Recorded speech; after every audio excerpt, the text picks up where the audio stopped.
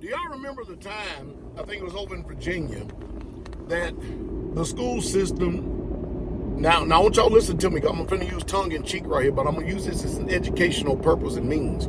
The school system was allegedly, you have to really truly listen to me if you're going to get this, allegedly overstepping their bounds, and the fathers and mothers, what you call parents today, they went to the school board meetings and they would get belligerent because these school board meetings act like that they're God. Would not listen to the parents concerning allegedly so-called their children. All right, y'all listen to me. If y'all really paying attention, your rabbit ears should be up, because I'm saying a lot of things. Because see, you have a perception out there that you perceive things and you see things because you've been conditioned to see it that way. But when somebody comes along and tries to put a defibrillator on your mind and open up the eyes of your understanding so you can see things for what they really truly are, it's shocking, it's mesmerizing. Well, these parents go there and they getting belligerent stuff. Then the FBI turns around and starts calling fathers and mothers that get belligerent in school board meetings domestic terrorists. Well, anyway, the D.O.J. has done called the Department of Justice, the FBI on the carpet. They've been asking them to release documents and everything. And of course, what does the FBI do? Drag their feet. Why? Because they don't want to confront this. But nevertheless, I'm here for your edification, your exhortation, and your comfort. Listen, when you put your children into a private school or a public food system that you call a school system, and when you have a birth certificate, and when you have a social security card, those children, I want all you fathers and mothers to listen to me real good, they do not belong to you. You're like, no, wait a minute. I know what the man is saying. Wait a minute, I put my seed into my wife, and she had my child. Yeah, but you conceded jurisdiction when you consented by contract to actually get a birth certificate and a social security number. You don't believe me? Go check it out. Go check it out. I remember one of them lawmakers years ago, they was having issues with the guidance counselor and the school taking authority over their child. And then that lawmaker says, do you have a social security number? Yes. Do you have a birth certificate? Yes. Well, you are just your child is a ward of the state. You are just a glorified babysitter. I think I may have got that. I think I got it right. But the child belongs to the state. You are how many times you admit this when you say this? Watch this. You are a parent. Are you not? Are you not a parent? Do many of you still talk like that today and you think words don't have meaning and they don't have any value to it? Are you not parents out there? That's what you say. I hear y'all talk. I listen to the way y'all talk all the time. My kids. We are the parents. We have the rights. I hear how y'all talk. Okay, since you freely admit you are the parent. Yes, I am. Yes, I am. Good. That means you paying rent on your own children that you allegedly believe is yours, but by contract you consented and you gave over jurisdiction to the state, and now the state has 100% authority over your children. Now, don't sit up there and argue, fuss and fight. Most of you don't even have the intestinal fortitude nor the integrity to go and research what I'm saying to see if it's so or not. But go check me out and see if Pastor Dowell is telling you a lie, telling you the truth, because Pastor Dowell is a man of truth.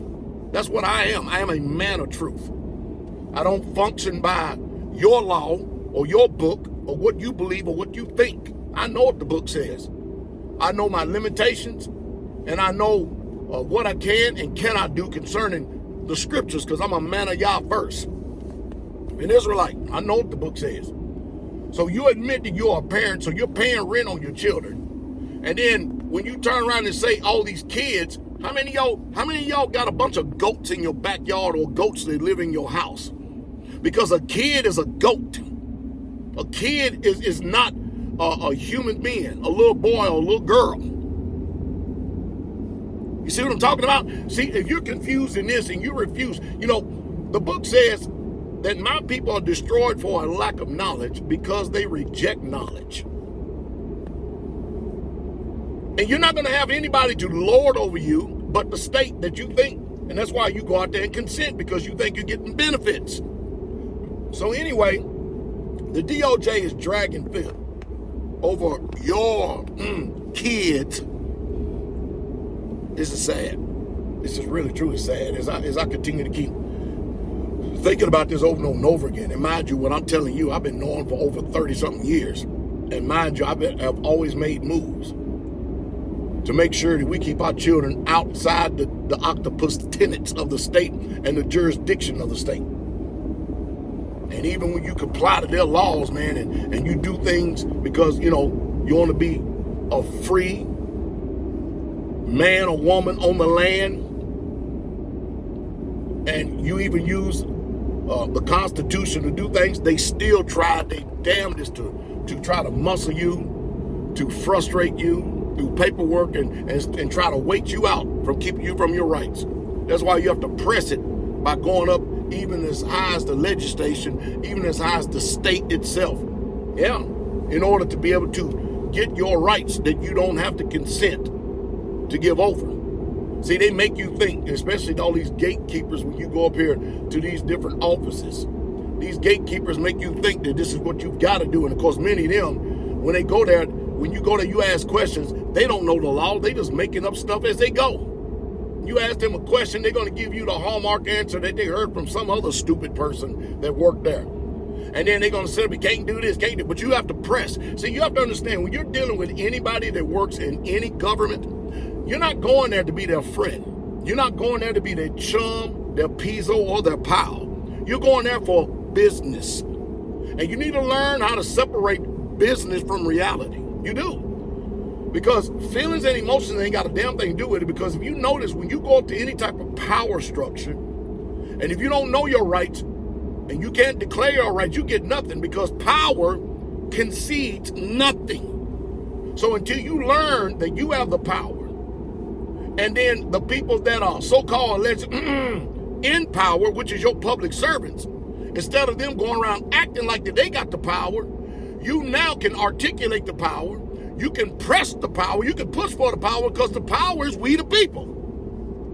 But again, if you don't have any fight in you, you don't have any integrity in you, you don't have any aggression in you to stand for your right, forget it. And mind you, I know they'll get there and you'll be in front of these gatekeepers, these paper pushers, and they'll get all in their emotions and stuff. It has nothing to do with it. You stay the course. But these parents that are really truly father and mother, but you're really truly not father and mother unless you're not consented and agreed to give over the rights of your children by consent and jurisdiction to the state. Because you literally just gave over all authority. That's why when you go and protest and you try to gripe, moan, bawl, bitch, complain, do whatever you got to do and stuff, they'll listen to you. They'll sit and look at you, and then in come the police officers. So, and guess what? And you ain't doing nothing about it, because you are in their jurisdiction in which you consented to.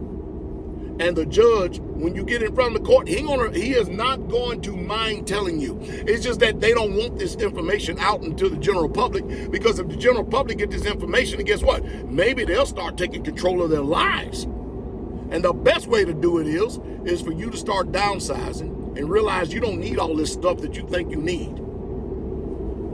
If you can't afford to live on one income, then do everything you can to live on one income and see how happy would you be. Why would you men out there, seeing your wife, who you say is your wife, is under your jurisdiction and authority, why would you let her go out there and be under the authority of another man, barking out orders, telling her what to do, when she can come to work, when she can leave work, when she can go on break, when she can't go on break, go do this, go do that, and she can't even give you the same respect at home.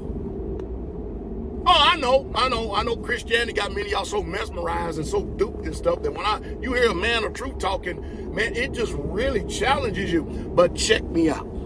Don't sit up there and judge me prematurely because of the condition of your mind, which you've done nothing about. You've done nothing but just receive information. Not that you've actually had one original thought yourself, because you haven't. You've been taught all your life, pre-programmed how to think. So now I'm here to help you think. And the only way I can help you think is by giving you the truth. Now, it's like that thing in the Matrix. I offer you the red pill or the blue pill. The choice is yours. Either you can take this red pill and we can go and see how deep this rabbit hole goes, or you can take this blue pill and you can go right on back to life as normal and won't nothing change, and you'll be just fine.